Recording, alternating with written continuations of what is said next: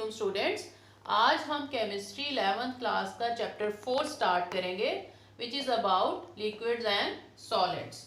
Our first topic is intermolecular forces.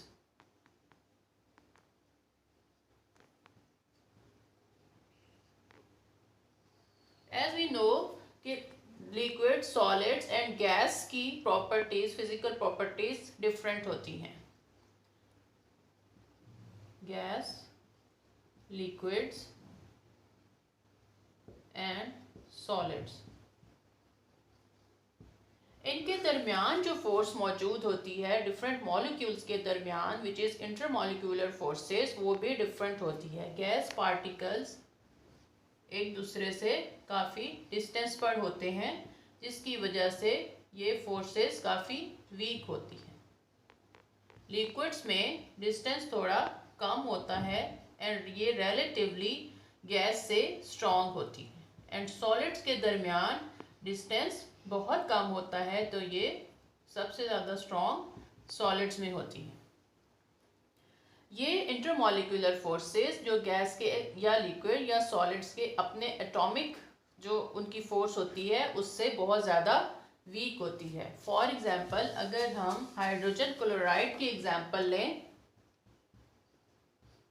जिसमें hydrogen and chlorine के दरमियान कोवेलेंट बॉन्ड है which is sharing of electron, तो वो दोनों के आउटर मोस्ट शेल को सेटिस्फाई करता है जिसकी वजह से ये फोर्स काफ़ी ज़्यादा स्ट्रॉन्ग है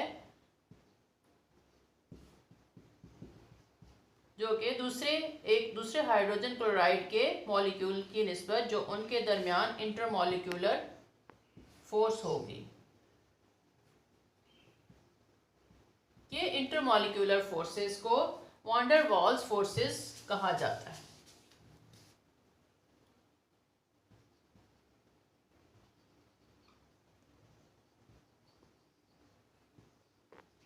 जो कि डिफरेंट हैं गैस, लिक्विड एंड सॉलिड्स में एंड डिफरेंट मॉलिक्यूल्स में।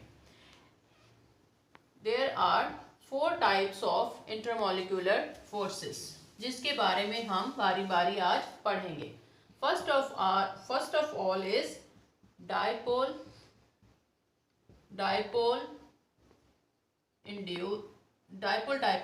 Forces. Like for example, in HCl molecule,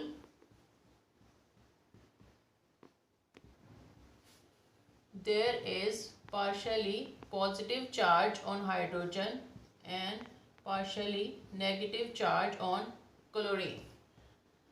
So we can say hydrogen जो है वो पोलर पॉजिटिव है एंड क्लोरीन पोलर नेगेटिव है। जब ये क्लोज आएगा दूसरे हाइड्रोजन क्लोराइड के मॉलिक्यूल से तो पॉजिटिव अट्रैक्ट करेगा नेगेटिव को एंड नेगेटिव अट्रैक्ट करेगा पॉजिटिव को। हाइड्रोजन एंड क्लोरीन के दरमियान एक वीक फोर्स डेवलप हो जाएगी जिसको हम डायपोल फोर्स कहेंगे। हम इसको डायपोल फोर्स इसलिए भी कहते हैं कि ये बिटवीन डिफरेंट पोल्स के दरमियान है as opposites attract each other. इसी तरह अगर हम क्लोरोफॉर्म की एग्जांपल लें, क्लोरोफॉर्म में 3 क्लोरीन 1 कार्बन एंड हाइड्रोजन के ऊपर पार्शियल पॉजिटिव चार्ज होगा एंड क्लोरीन्स पर negative. Same it will attract the negative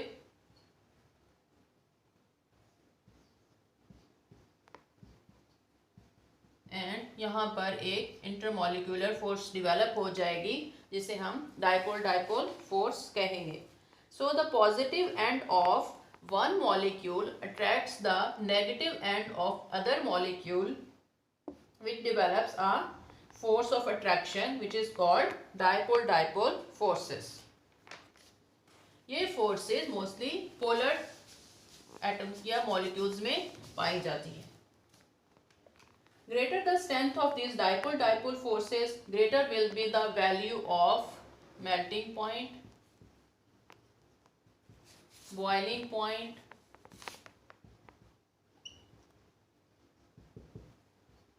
and its heat of vaporization.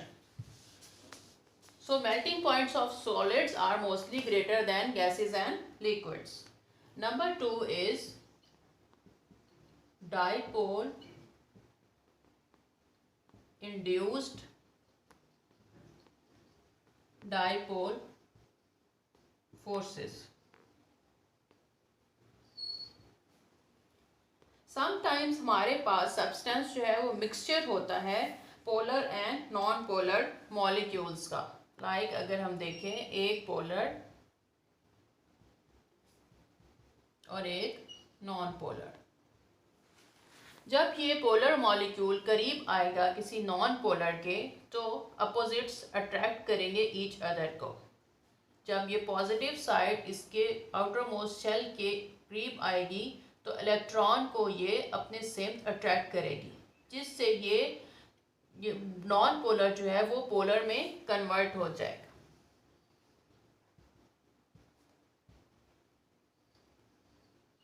Negative side इस इलेक्ट्रॉन इस साइड पर अट्रैक्ट हो जाएगा और ये पोलर बन जाएगा. इसको हम कहते हैं कि एक पोलर मॉलिक्यूल ने दूसरे नॉन पोलर को इंड्यूस्ड कर दिया है या इफेक्ट कर पोलर बना दिया है, जिसकी वजह से इनके दरमियान अट्रैक्टिव फोर्स डेवलप हो जाएगी, जिसे हम डाइपोल इंड्यूस्ड डाइपोल फोर्स कहेंगे.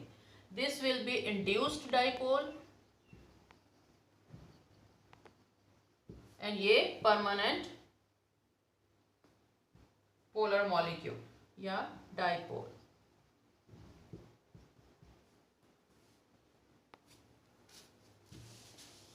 Our next one is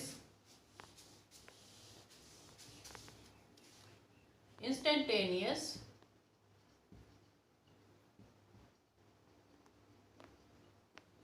dipole induced dipole forces. जैसा कि हमने पहले पोलर मॉलिक्यूल्स के दरमियान पढ़ा and polar and non polar molecules के दरमियान पढ़ा. बट अगर हम देखें कि नॉन पोलर में कौन सी फोर्सेस पाई जाती हैं, because in non polar there is no positive and negative charge.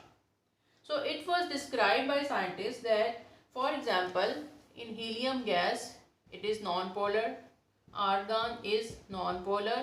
So how there are intermolecular forces between the molecules of helium. In helium gas, the electrons of one atom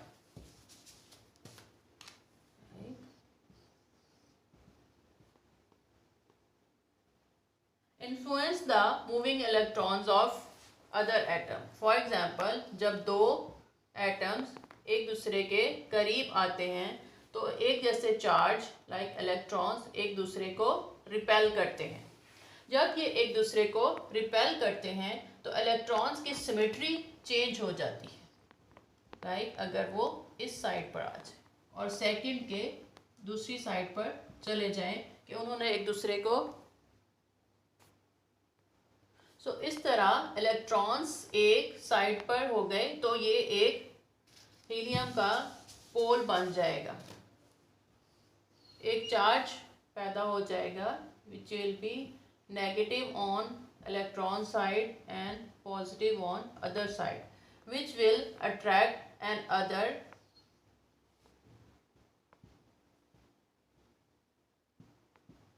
atom और molecule of helium. ये permanent नहीं होता है. Instantaneous mean थोड़ी देर के लिए बनता है और फिर ख़त्म हो जाता है, इसलिए इसको instantaneous dipole induced dipole forces कहेंगे. बट बिकॉज ऑफ इलेक्ट्रॉन की मूवमेंट की वजह से ये अगेन सिमेट्री में आ जाएगा और अगेन ये नॉन पोलर बन जाएगा. बट इस दौरान यही वेव दूसरे एटम्स या मॉलिक्यूल्स को मुंतकिल हो जाती है और इसी तरह ये फोर्स जो है वो कायम रहती है. इस instantaneous dipole induced dipole force को हम लंदन फोर्सेस भी कहते हैं। फैक्टर्स जो कि इफेक्ट करते हैं लंदन फोर्सेस को, affecting London forces, two factors हैं। फर्स्ट, देयर स्ट्रेंथ जो है वो डिपेंड करती है स्ट्रेंथ पर ऑफ द इलेक्ट्रॉनिक क्लाउड। जो जो साइज बढ़ता जाएगा एटम्स का, ये स्ट्रेंथ ज़्यादा होती जाएगी।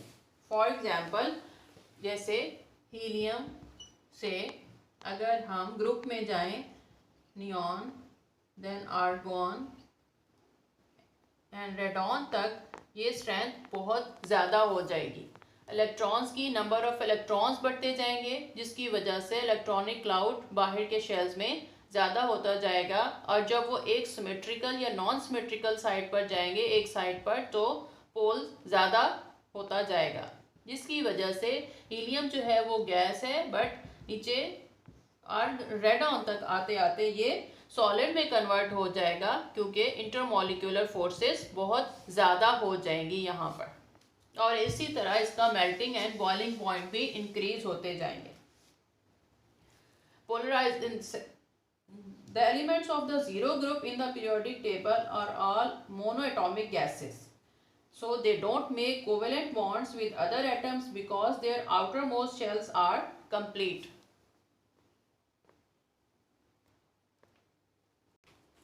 So the polarizability of these atoms goes on increases as their electronic clouds increases. Polarizability we can say कि मेयरमेंट है उस इलेक्ट्रॉनिक क्लाउड की, जो कि उनके ऊपर या चार्ज जो है वो उनके ऊपर मौजूद होता है। एज इलेक्ट्रॉनिक क्लाउड बढ़ता जाएगा तो उनकी पोलराइजेबिलिटी भी बढ़ती जाएगी कि उनके ऊपर कितना पोलर की स्ट्रेंथ मौजूद होती है।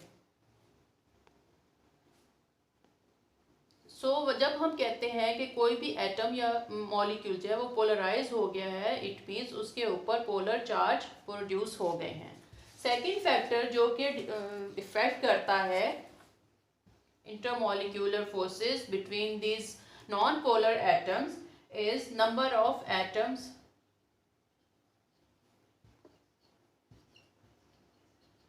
इन मॉलिक्यूल्स। फॉर एग्जाम्पल, अगर हमने हाइड्रोकार्बन मॉलिक्यूल्स की लाइक C2H6 एंड C6H14, ऐसे हम देख सकते हैं कि इसमें नंबर ऑफ एटम्स की तादाद ज़्यादा है और इसमें कम है। जिसमें कम होगी उसका मेल्टिंग पॉइंट और बॉइलिंग पॉइंट भी कम होगा, और जून नंबर ऑफ एटम्स बढ़ती जाएगी तो उसका मेल्टिंग एंड बॉइलिंग पॉइंट भी ज़्यादा होगा और फिजिकल स्टेट भी चेंज हो सकती है। बिकॉज रीज़न इसकी ये है कि लॉन्गर मॉलिक्यूल्स में मोर प्लेसेस होती हैं अलोंग द लेंथ, कि जहाँ वो एक दूसरे को, डिफरेंट मॉलिक्यूल्स को अट्रैक्ट कर सकते हैं। जैसे जैसे उनका मॉलिक्यूलर मास इंक्रीज होगा, देयर स्टेट भी चेंज हो जाएगी from gaseous two liquids and solid. For example, अगर हम देखें मीथेन CH4, इसका बॉइलिंग पॉइंट है 164 degree centigrade and physical state क्या है, गैस। एंड डेकेन को अगर हम देखें, जिसका बॉइलिंग पॉइंट होगा 174 डिग्री सेंटीग्रेड एंड स्टेट ये लिक्विड में कन्वर्ट हो जाएगा, क्योंकि इसमें नंबर ऑफ एटम्स बढ़ गए हैं, अट्रैक्टिव फोर्सेस इंक्रीज हो गई हैं, जिसकी वजह से बॉइलिंग पॉइंट भी इंक्रीज हो गया है और इसकी फिजिकल स्टेट भी चेंज हो गई है। इसी तरह अगर हम आइसोडेकेन को देखें, उसका बॉइलिंग पॉइंट है 327 degree centigrade and physical state it will change into solids. So it was all about the intermolecular forces between the gas molecules, liquids and solids. Please like and subscribe my channel.